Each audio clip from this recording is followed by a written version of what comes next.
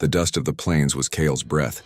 He and his paint horse Taka were one with the land, but a shadow had fallen over their tribe. A lone gray wolf, a ghost on the horizon, was blamed for scattering the great bison herds, the very lifeblood of their people. With winter looming, the hunters' faces were grim. Kale's grandmother, Mika, whose eyes held the wisdom of seasons, counseled patience.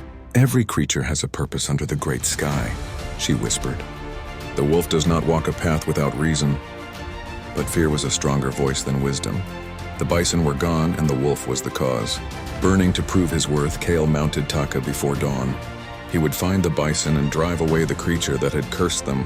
For days they rode, the land growing sparse. Then he saw it.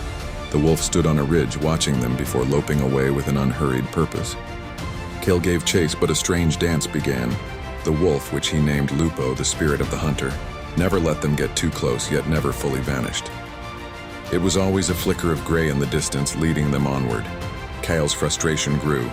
He began to watch the wolf not as prey, but as a puzzle. He noticed Lupo ignored the weak, straggling bison they passed, easy meals for any predator.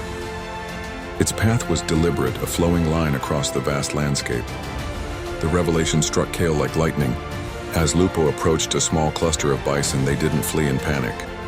They startled into a steady trot, nudged by the wolf's presence. Lupo wasn't scattering them, it was gathering them.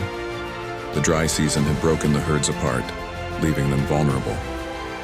The wolf, in its ancient wisdom, was restoring the natural order. It was herding the scattered families, pushing them together, creating a single strong herd. Awe replaced Kale's anger. He saw the great balance his grandmother spoke of, a complex dance where the predator was also the guardian. He no longer followed to hunt, but to help. He and Taka began to work with Lupo from a distance.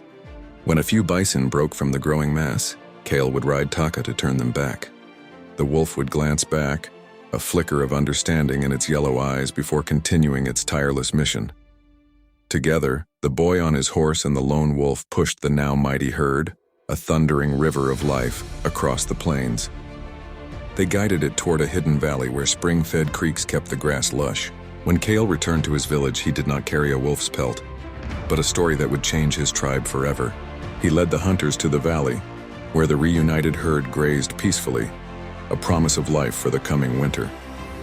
On a distant ridge, watching over them all, sat the lone gray wolf.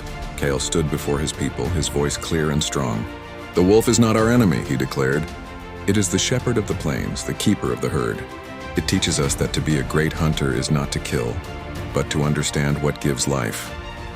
From that day on, the gray wolf was no longer a shadow of fear, but a sacred guardian.